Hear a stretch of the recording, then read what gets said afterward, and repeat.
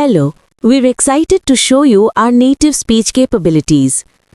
অবহেলার ছেলেটা। ছেলেটার নাম ছিল রিহান। ছোটবেলা থেকেই সে ছিল খুব চুপচাপ। একা একা থাকতে ভালোবাসত।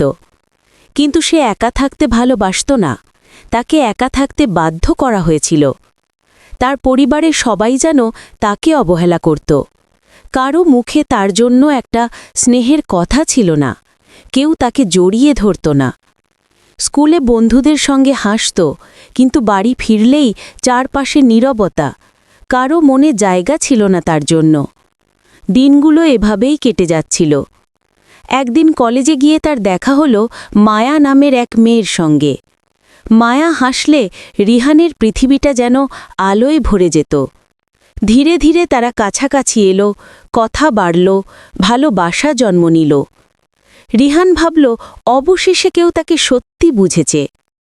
সবকিছু সুন্দরভাবে চলছিল, কিন্তু হঠাৎ একদিন মায়া অন্য এক ছেলের প্রতি মুগ্ধ হয়ে রিহানকে ছেড়ে চলে গেল, কোনো কথা না বলেই, কোনো কারণ না দিয়েই। সেই একদিনেই রিহান ভেঙে গেল ভিতর থেকে।